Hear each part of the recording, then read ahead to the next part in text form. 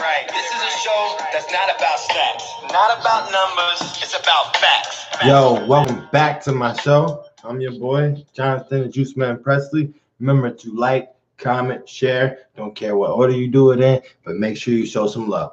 All right, so check this out. This show is about facts, not about stats. It's about context. It's about logic. It's about actually taking something and actually putting it in the right context so we actually understand what we're talking about. Because, you watch Fox Sports, you watch ESPN, you watch all these sports commentators, and all they do is throw out all these numbers that don't mean a thing. All right? Put in context, when did they shoot that shot? Was it game 7 in the finals? Or was it game 3 of the regular season? Let's know what's going on, all right? Or when did they get look, prime example, Kirk Cousins. Big numbers. Can't win a playoff game. Can't win a primetime game. Can't win a game against winning teams. Those are all prime examples of what this show is about. Let's get it right. We're going to talk about it. We're going to put in context. And what better than do it with this guy I know, Big Time Ronnie. If you remember correctly, he's the one that predicted that the Boston Celtics last year would go on to the Eastern Conference Finals. Nobody else was riding that bandwagon. Nah, y'all people's doing that later on after they won their first round matchup. Then they started picking them against Philly. Yeah. This man been since the start. He said even after Kyrie, even way after Gordon Hayward's hurt at the beginning of the season, they going on. So let's see what Big Time Ronnie has to say about football. You obviously know a little bit about basketball. Let's see what he knows about this sport. It's a whole new ball game. Don't get me wrong. He's definitely qualified. We're gonna find out how qualified he really is. Here we go. Waiting for this one.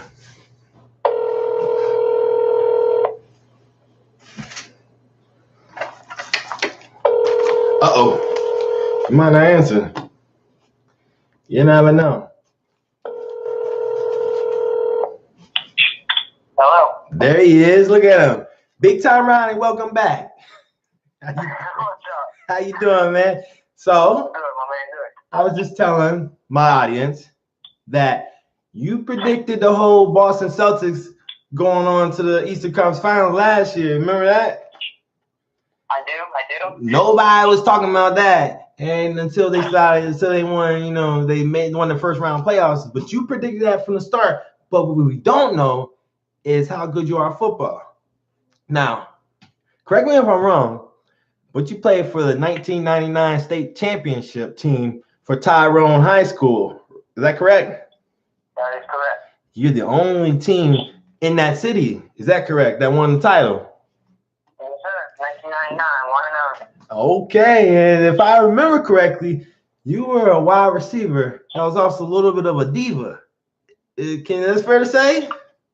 Hey, I mean, we gotta call it what it is. I was definitely that diva wideout. Hey, you know what though? Let me just go this. So you're diva wideout. You play for a championship team, right? What's that locker room dynamic like? I mean, honestly, I look back at it and there was nothing like it. I mean, that team for them 2-3 years that I was there, I mean, we was a family. I mean, there was, you know what I mean? Like, we was just a family. We had one common goal, and everyone did their part and just did whatever it took in order to accomplish those goals. Let me ask you this: Did you ever call out your teammates? Absolutely not.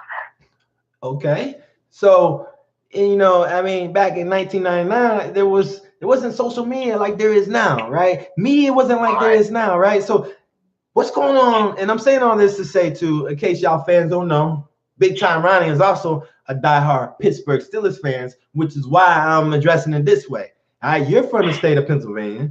You're a championship caliber wide receiver, even if it is at the high school level. You know what it's like. So what's going on with your team? What's going on with AB? Let's talk about Antonio Brown. 14 touchdowns, 1,200 yards, Antonio Brown. Arguably the number one receiver in the league, Antonio Brown. I mean, and that's what gets me. I mean, he's coming off And he's coming off a season where he has 15 touchdowns. I mean, the man led the league in receiving touchdowns in the NFL. Another 100 catch season. I mean, let's take a look at that. Let's just think about that. Let that sink in for a second. All right. The only player in NFL history, in the history of the league, and you think about the wide receivers that came through that league, he's the only player in the history of the game with 6 seasons straight of 100 catches or more. Ooh. Ooh. That's some Jerry Rice numbers. And for some reason, it's not enough for him. He wants to play he wants to be the diva, you know what I mean? He wants to be above the team, and I don't get it. I really don't. So. And I'm not throwing shade at AB. But let me just say one thing, okay? Like you said, I'm a Dollar Steelers fan. I love me some AB. But let's put it out there. Let's keep it 100. Hey, if AB comes out in that draft, the year he drafted, and let's say he goes to Oakland, to Detroit, to Cleveland, does anyone really know who AB is right now? I mean, maybe not. I mean, if he's still if he's still the receiver, but you know what? Receiver's also the most dependent. Position on the field, because you're dependent on the quarterback. You're dependent on the play calling. You're dependent on the opportunities you get to make an impact. So possibly, right. I get it. Pittsburgh, you're a blue collar organization. I get that. But I have a theory. You want to hear my theory? Let's hear it. My theory is this happened way before the season. This been brewing. Everybody says the Cowboys were a wreck waiting to happen, right? But I think Pittsburgh took that title this year because, if you recall, I know you recall, but let me just remind my audience. Le'Veon Bell decided he's going to sit out. His body's more, like you said, it's for the team. He was about Le'Veon Bell. And understandable. Running backs' careers are short. He wants to make sure he gets his money. Y'all weren't going to give it to him, so he's like, I'm going to sit out. But you mentioned earlier the dynamics in the locker room. You guys were brotherhoods. You guys had one common goal.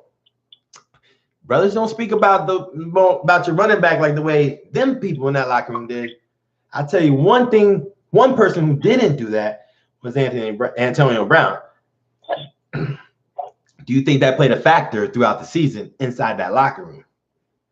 I mean, listen, at the beginning of the year, I was all about Le'Veon wants to be Le'Veon. He's bigger than the team. Let's just move on without him.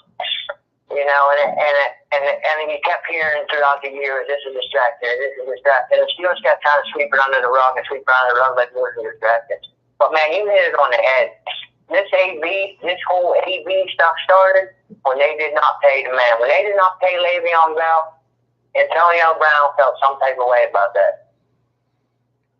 Yeah, and then it carried on, and then you can only imagine. And I was telling my audience this is let's get it right. We're gonna put things in context and use logic because we can be distracted by the 15 touchdowns. We can be distracted by the best.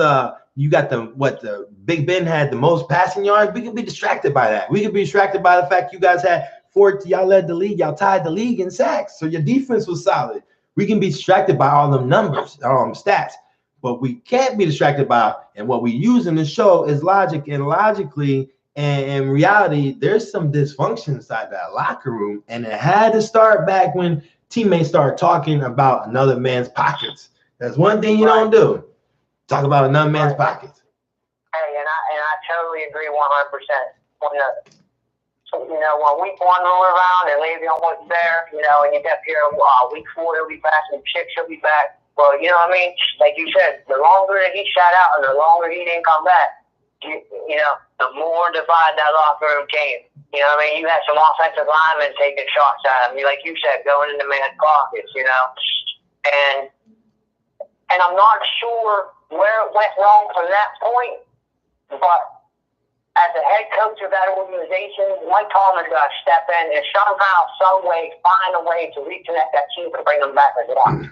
You're right. And Tomlin to me, he's like Bill Belichick, except for he's like I'm Bill Belichick in a way he doesn't say anything, except for Tomlin.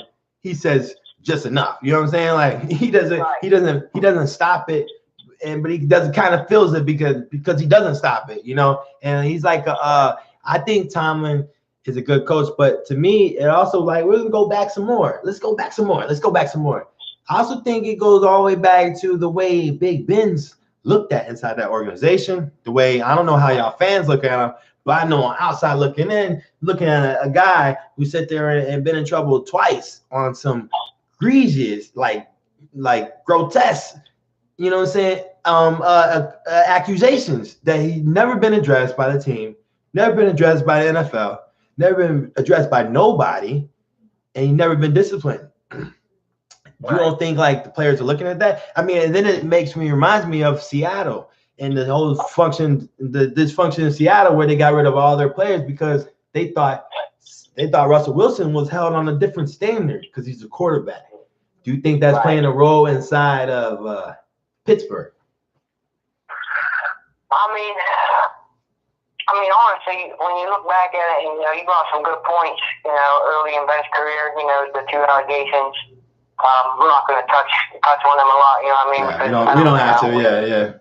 Yeah, we don't know the whole story, but I mean, like you said, that was really quickly swept under the rug. I mean, as soon as the charges were dropped, or as soon as he was acquitted, that was it. You didn't hear nothing about it. There was no discipline, like you said, not only from the league, but not even from the Steelers organization, which caught me off guard a little. Because, I mean, you look at the history of that franchise. I mean, they don't tolerate stuff like that. I mean, look, Santonio Holmes was a Super Bowl MVP a couple months later. He got caught with some weed, and he was gone. You know what I mean? They're not a team to put up with that. So for them to just kind of sweep it under the rug and let it go, and then, throughout the course of the year, and even last year, you got Ben throwing shade at Todd Haley and he's doing as a coordinator. This year he's showing some shade at some players. He's showing some shade at Mike Tomlin, and nothing was really done about it. Nice. So I think, you know what I mean? So from AB's standpoint, you know what I mean? AB, we all know, like you said, he's the premier, he's the diva, wide receiver of that team, and I think he just felt like, you know what I mean? Almost like let me push them up, see what I can get away with, and see how they handle it with me. Yeah, you know what? Why not, right? And that caused a lot of rift between him and Ben. I mean, there was, let's cut to the facts. I mean, there was some times this year where, it was probably known that AB and Ben were not happy with each other. Yeah, that's true. Especially when Big Ben decided to call him out on the media in public, where everybody know, hey, he should have cut under. He ran the wrong route. Like, how about you stop throwing picks in the red zone? Try that one, Big Ben. Try that one. Exactly. I mean, let's go back to the Denver game. I mean, are you kidding me? Sure, man. So let's move on from. But let me just say one thing before we move on from the AB and the whole Steelers situation. Like I said earlier, though, I mean, I understand, like you said, it's different level. High school to the NFL, it's a huge jump. But, I mean, if you're there and you're truly there to do what you want to do what you do, let's play the game for the love of the game. I mean, I know it's about the money in the NFL. But, Ben and AB, it comes back to that brotherhood. I mean, things are going to be said and things are going to be handled differently. And regardless of how you feel about it, I mean, at the end of the day, I mean, somebody got to be a bigger man and come together. And I mean, let's get back on the same page and let's work towards that ultimate goal of what we're here for. You know what though? Yeah, sometimes relationships can't be mended, and sometimes people aren't brothers inside that locker room. I mean, you got 53 people inside that locker room. You can't tell me all of them. I mean, I guess the Super Bowl champions, you could tell whoever they are one group. But in reality, 53 people to like each other every single day for 4 or 5, 6 months out the year is a lot. It's a lot. Well, with that being said, I mean, let's face it, like you said, I mean, you're going to get on the same page and things are going to be handled, or, you hear the talks of, a couple of days ago it was Antonio Brown requested a trade, or then he didn't request a trade. Well, the bottom line is it's either going to be handled in-house if people are going to get on the same page, or, I mean, you got to move on. You got to move on. Well, it's going to be a crap show, for sure. Right. Then you know what? Because of that crap show, you guys lost the division. You had it in your hand, and you lost the division. You lost it to the Baltimore Ravens, who was starting. I mean, granted, Lamar Jackson, he's doing his thing. We going on to the playoffs. Well, how you think? You think the Ravens are a real deal? You think they could take out San Diego? Well, Not speaking as a Pittsburgh Steelers fan, but as a fan of the sport, do you think the Ravens have a shot? Right. I mean, honestly, at this point in the season, I mean, you're not there if you're not a quality football team. I mean, you're not in the playoffs. So I mean, obviously, they have a shot. But I look at San Diego, and I don't know. I mean, defensively they're solid. Offensively they're solid. They don't turn the ball over a lot. And I just think that coming off of already playing Baltimore once this year, it's later in the season. You got a little bit more time to adjust and to work some things out. And the fact that there's tape out on Lamar. I mean, it's not. It's not like a second or third start where you don't know what he's about. I mean, so it sounds like you got San Diego. Is that what I'm hearing? Hey, listen. I'm just gonna throw it out there right now before we go any further. I got the Chargers and the Bears in the Super Bowl. Ooh. So if that's the fact, so that means Chargers the next round they go to is that KC or they go to New England? Well, it depends. It depends on who wins that 3-6 game. Yeah. So you think they can beat? You think they can? Okay, better question. You think they can go into New England where nobody can go and win? You think they can do that in the playoffs? I do. Ooh. I do. Hot take. Remember that big time Ronnie. I think they can go into Foxborough and win, and I think they can go into Arrowhead and win. Ooh. And I think they can do that because, like I said, that the defense is solid. As far as I'm concerned, I mean, you think of the defense in the league, automatically you think of the Bears, you think of the Ravens. But I mean, quietly all year, San Diego has been a top 5 defense in the league. I mean. Yeah, and they ain't even have Bosa for most of the year either. So, people forget about that. My thing is it's I don't know. It's Philip Rivers' time in my eyes. I mean, I just think the way he's playing, the way that offense is clicking, I think San Diego does enough, and they're battle tested. I mean, they might get their tight end back too, just in time. Right. I think they're battle tested. I think they do enough to beat Baltimore, and I think they do enough to go on the road in the next couple rounds. And I think San Diego gets to the Super Bowl of the AFC. What about even though you picked the Chargers to move on, let's talk about Houston and Colts. What do you think? Texans? Or you got Indy? Luck gonna do it again? You got some more luck in him? Well, when we go to the Texans and Colts, I look at it like this. I think that when it comes down to playoffs, when it comes to the NFL playoffs, for me, 3 things are going to win you the game. If you can stop the run, if you can run the ball, and if you can create turnovers. And kind of like San Diego, Indianapolis' defense has flown under the radar and has been solid all year. Yeah, been quietly under the radar, quietly. Right. They shut us out. Right. They shut us out. Let's put that out there. Right. They shut us out. We couldn't score nothing. So.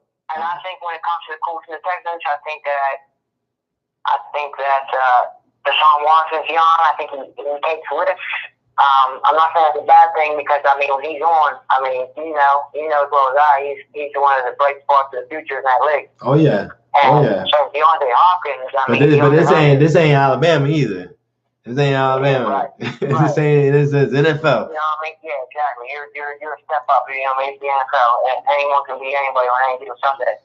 Mm-hmm. But I think with that Texans offense, you got DeAndre Hopkins, to me, the best receiver in the league. The best receiver in the league. That's just my opinion. I think Hopkins can do it all.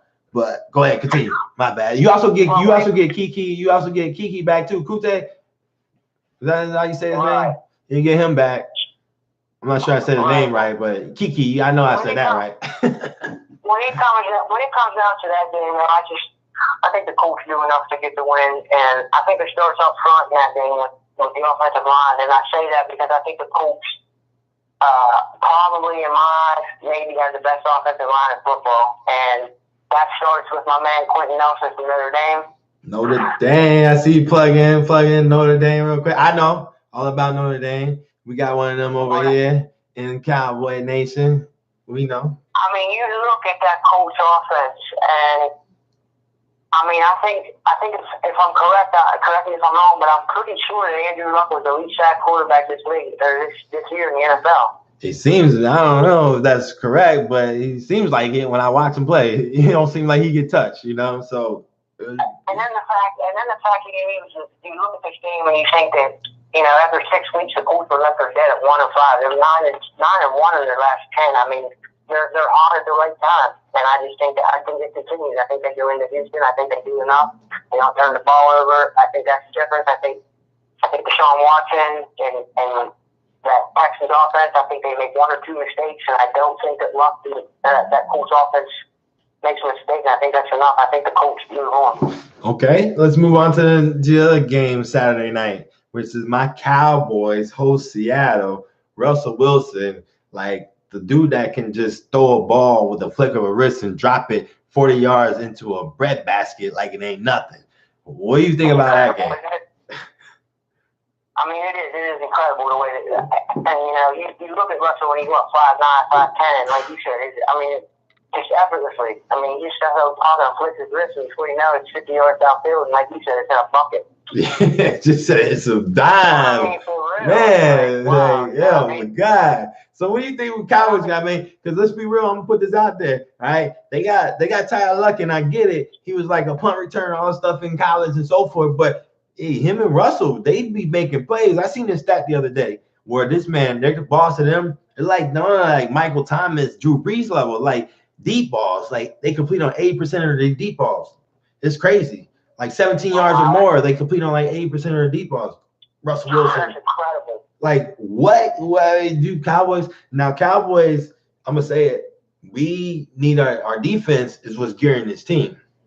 What do you think was gonna happen? Who you got, Cowboys or Seahawks? Well, I mean, I know you probably think you know where I'm going with this, but I'm gonna throw it right up on my stop here, and I'm gonna tell you that I think Dallas moves on, and I think. And the reason for that is I think the offensive line is just too solid, and I just don't think that they can stop Zeke on a consistent basis. And I think Dak does enough with his legs and with his arm. Like, let's give Dak a little bit of credit. You know what I mean? A lot of people, you know, don't give him the credit he deserves. I mean, that he shows up, he balls out every week. You know, his numbers may not be great, but he doesn't make a lot of mistakes. He doesn't put you in situations to lose a lot of games, man. I mean, you gotta give that credit. You know what? And I'm glad you said that. I'm glad you said that because I agree completely. Because I think, especially as a Cowboy fan, we picture like we fantasize about them Aaron Rodgers and them Russell Wilsons and all them people like that, but we don't appreciate what Dak does. Dak saved our franchise. We was still like going to die after Tony Romo got hurt. I mean, we seen our backups; they're horrible. So, like, he saved the franchise. Not only did he save the franchise, he showed up in a playoff game. He shows up in every big game. Like, he doesn't shrink. I noticed that about Zach. Even if he has a bad game, like, he makes plays. He does, you know. And I think, like, last game, even though it was a garbage game against the Giants, Zeke was out. Dak balled. He showed that he could spread the ball around. He showed that he can win a game. And I think exactly right. We don't give Dak enough credit. So from now on, this is Dak. Although I also think Dak will sign a contract for about $22 million, which is good. We ain't trying to pay him like 30. You feel me? I like him, but let's not break the bank.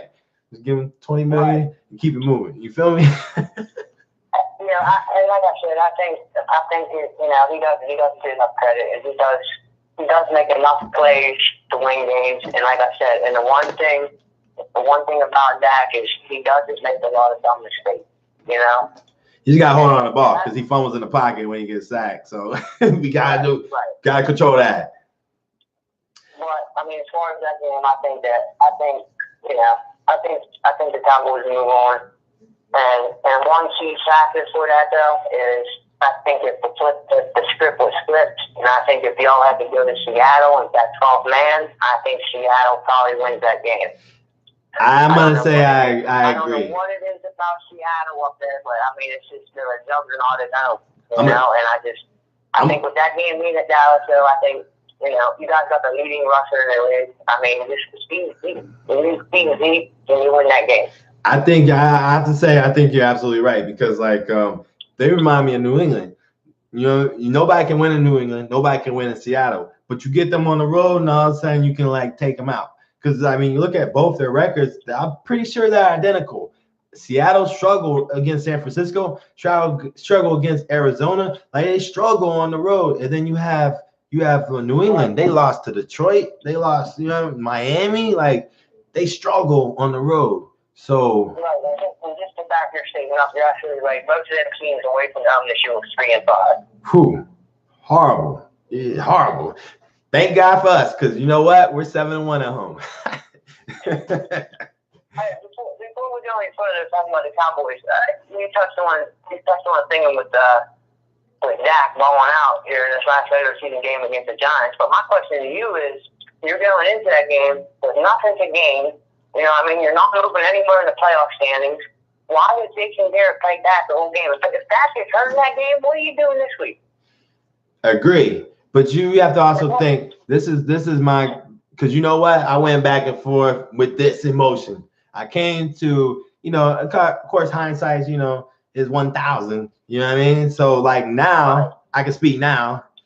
I think like it was a confidence. You got to win a game without Zeke in the field. You gotta show you can win a game without Zeke on the field.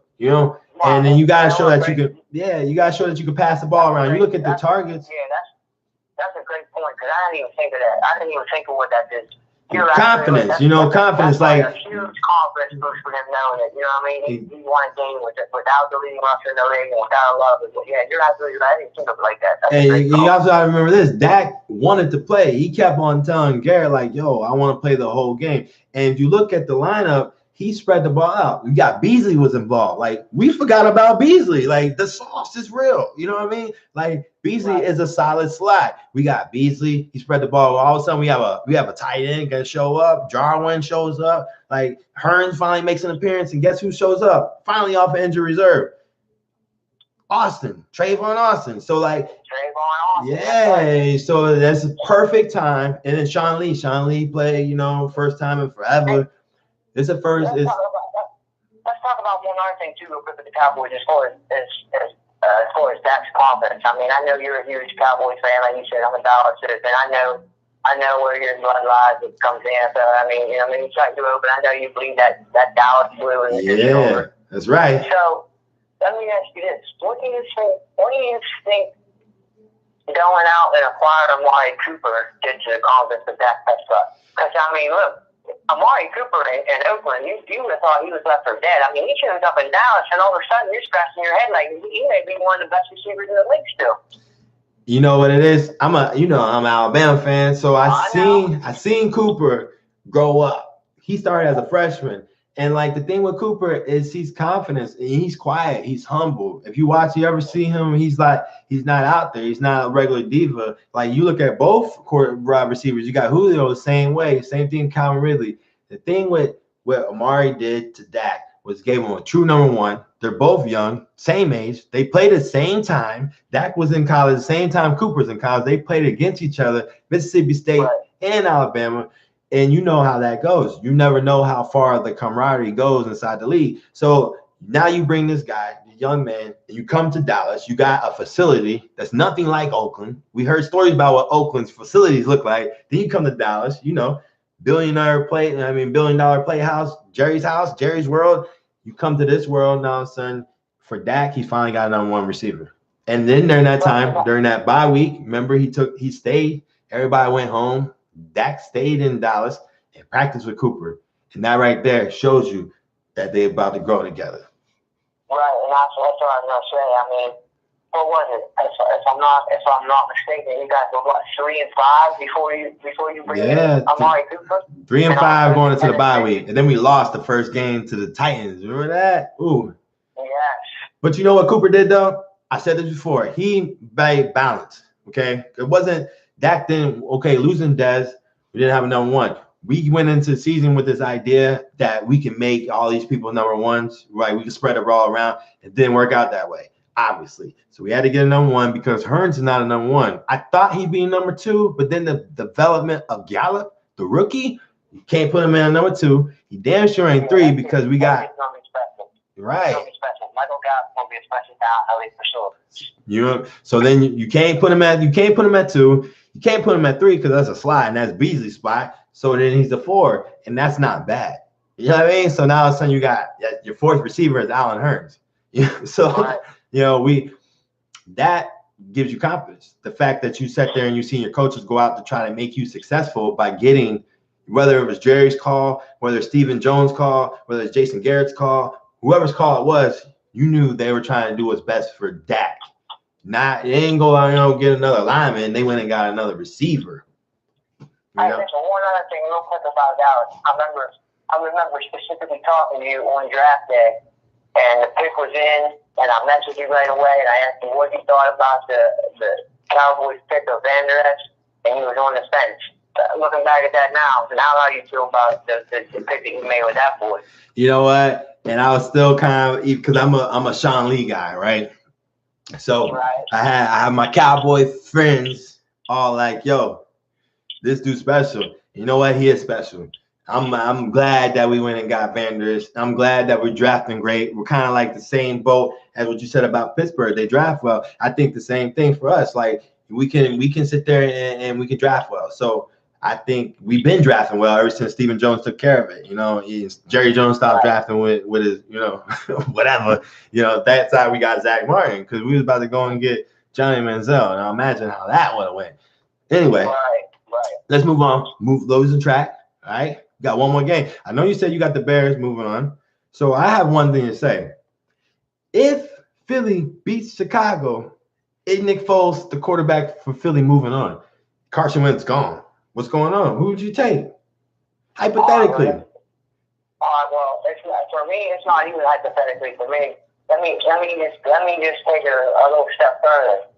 I think that right now, regardless, if Philly goes into Chicago on Sunday or Saturday and they lose that game, I'm still riding with Nick Foles. We don't even got to win a playoff game right now, mine. And so if that's my team, Nick Foles is my quarterback. And I don't say that just because of the wins and losses. I say that because if you look at the dynamic of that team, it just seems like when Foles is under center, everyone plays a little bit better. That defense steps up, the offense makes plays. They're not stagnant on offense. You know what I mean? Like. Hey, that's another hot take. You talking about get rid of the guy that they traded all them picks to get up and get. I mean, what does that say for the franchise? You already had Foles before. You got rid of him, got him back, got rid of him, got him back. I mean, hey, sometimes you make moves that don't work out, and you got to take it on the chin and move on. And I just, at this point, the way things are going and the way things have went for the last year and a half, if that's my team, it's just hard for me to take Nick Foles off the field. There's just something special about Philly when Nick Foles is on the field. I mean, everyone on that offense is involved when Nick Foles was under center. It just seems like when Carson Wentz is under center, you know it's going to Ertz, and you know they're going to run the ball. But I mean, with Nick Foles under center, Alshon Jeffrey becomes a legit. Like, you see the number that he's been putting up with Nick Foles over the last 2 years, it's like, Pro Bowler. Pro Bowler with Nick Foles. Like, why is that not happening when Carson Wentz is in the game? Like, you know what I mean? Yeah, it may be. That could be it. I mean, so what do you think happened with Carson Wentz? You got to be traded, or you going to just keep him on the bench and just hold out? You just got. You got 2 quarterbacks. I mean, is that so bad?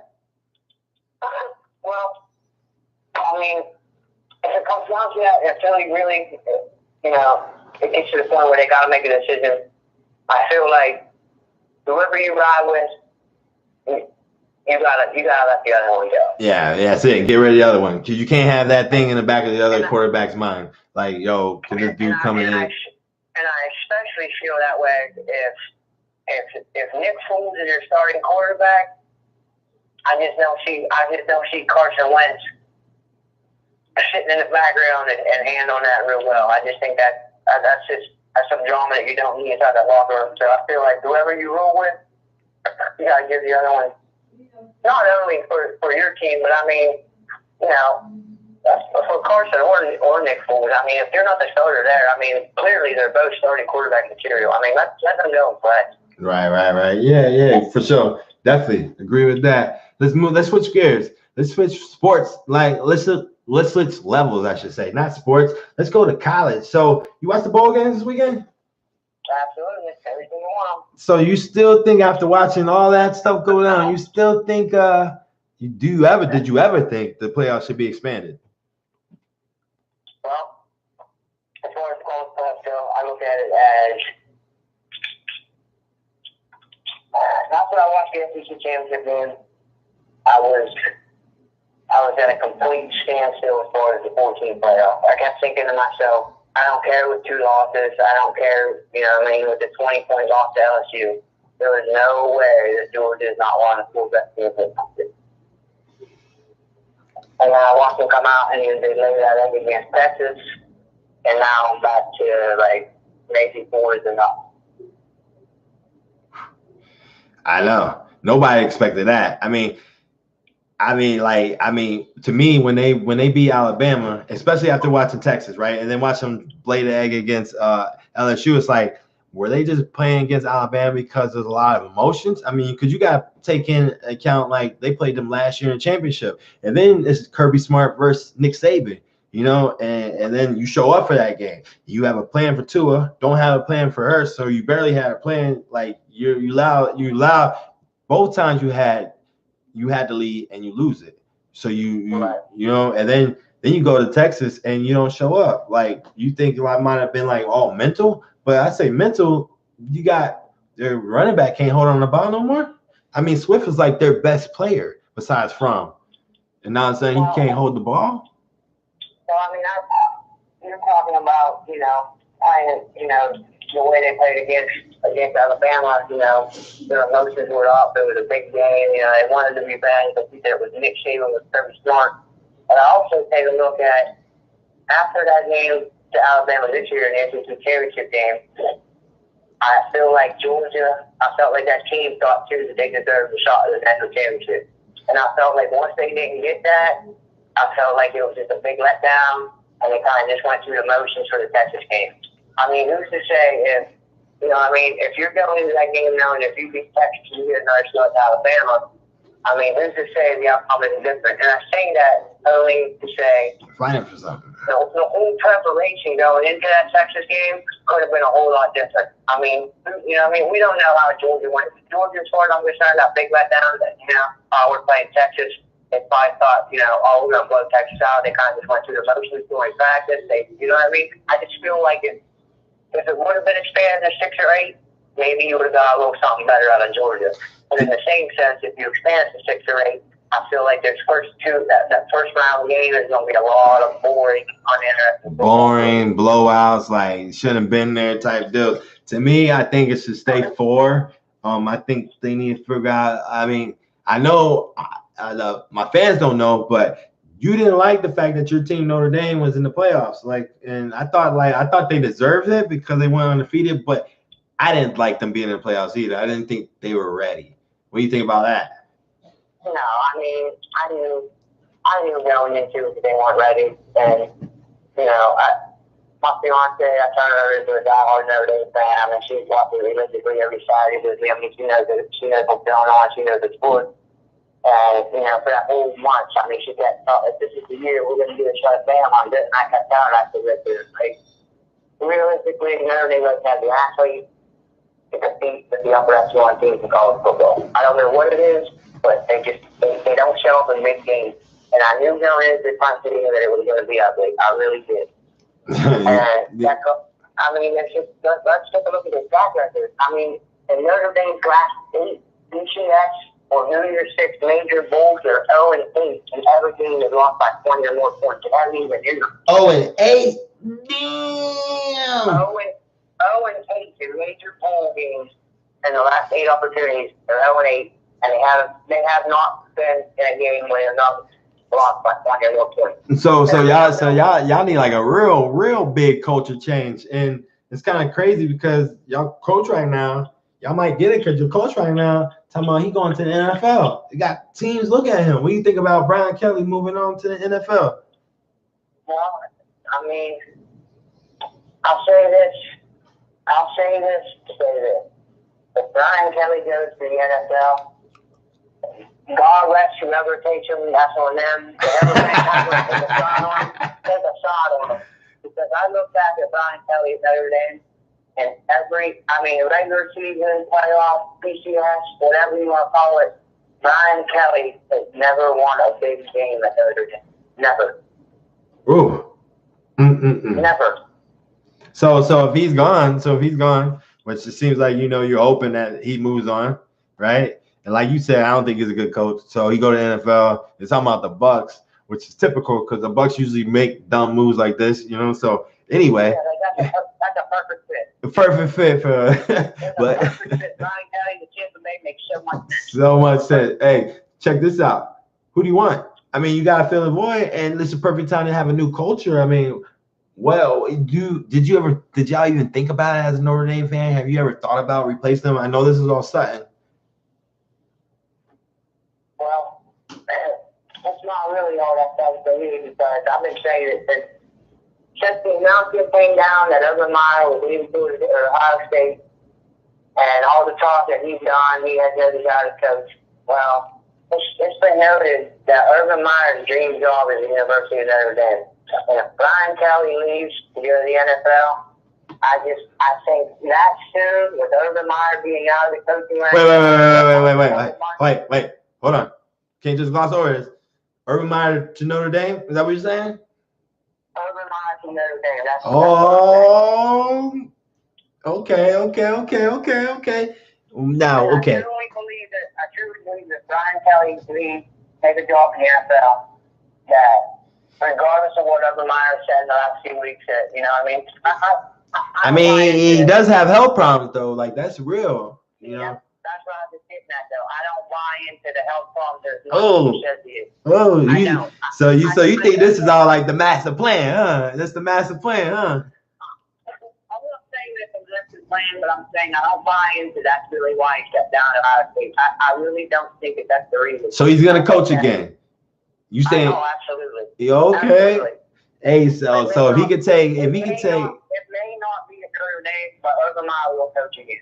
But I think if Brian Kelly jumps ship right now and goes to the NFL, I think that there's, in my mind, it's about 80%, 80-90%. If Brian Kelly leaves in the NFL, Urban Meyer is the next head coach of Notre Dame. People, all I'm gonna say to you guys about this is he did predict Boston Celtics going to the Eastern Conference Finals at the very first round before game one started with no Kyrie, no Gordon Hayward, no nothing. Nobody even knew who Scary Terry was. He predicted it. So maybe we can give him the benefit of the doubt. The thing is this, if you do get Urban Meyer, because he will give you a culture change, which you do need, what else he'll give you? Recruiting, because that boy can recruit. Absolutely. Ooh. Absolutely. Ronnie been giving me hot take after hot take after hot take. So, and the whole Urban Meyer thing is a lot of people, they know his background, what he did. He won two national championships at Florida. He won a national championship at Ohio State. So let me throw this out there that many people may not know. And Urban Meyer last year at the University of Utah, he took them 13-0 and won the Fiesta Bowl. He took Utah. 13-0. Woo! We about to have another team can go what? 15-0, right? Whoever wins the championship, it'll be 15-0. And whoever wins that game, Bama Clemson, will be 15-0. And just to throw it out there, no team has ever won 15-0 and won a national championship since 1897, the University of Penn. 1897? Damn, 1897. You say Pennsylvania Quakers. Pennsylvania Quakers, 1897, 15-0. We have to change the name to Big Time Almanac. Pulling out the stat book. Hey, that's some great stuff right there. Oh my! Hey, that's some great stuff right there, Big Time Ryan. I appreciate it, man. Thanks for taking the call. And you know what? Real quick, who you got? Who you got on Monday? Who you got? Alabama? Or you got Clemson? I got Alabama 24-20 over Clemson, and my reason for that is I think Bama up front defensively, I think they get a little bit of pressure on Clemson. I think one spot that Clemson is no longer with that offensive line, and I think they do enough to disrupt Trevor Lawrence, and I think they make enough plays, and Tua in that offensive line, and Alabama, they do not turn the ball over. They're big game ready. I like Alabama 22-1. Oh yeah, y'all know you can't see me, but just so you know, I just had to show the fans my Alabama plaque to let them know I'm on board with your prediction. All right, my man. Thanks for taking the call. I appreciate your time. You have a blessed night, and guess what, man? Happy New Year's. Happy New Year, and keep doing what you're doing, man. Thanks for allowing me to be on the show. I think what you're doing is great, man. I keep up with your work. I appreciate you, my brother. We'll talk very soon. No worries. Basketball season right around the corner. No doubt. All right, peace. Woo! That boy gave me so many hot takes. So many hot takes. I'll tell you what, though. My flavor of the week is very simple. Let me show you that real quick. That's greatness. That's a great shot right there. And what I'm about to do right now is I'm about to take a great shot at my prediction. So I got Dallas winning versus Seattle. Then I got us going to New Orleans and beating New Orleans. That's right. I said, that's my flavor of the week. And you know why? Because I think Dak shows up. I think Zeke shows up. I think our defense shows up. And I think that we gonna finally show everybody. I don't think we win it all because I don't think we can go to Chicago and beat them. I just think we're gonna show teams that we can win games. That's my take. All right. Remember this: like, comment, share. Don't matter what order you do it in. Just do it quickly. Show some love. All right. Remember this. Peace and love. We out.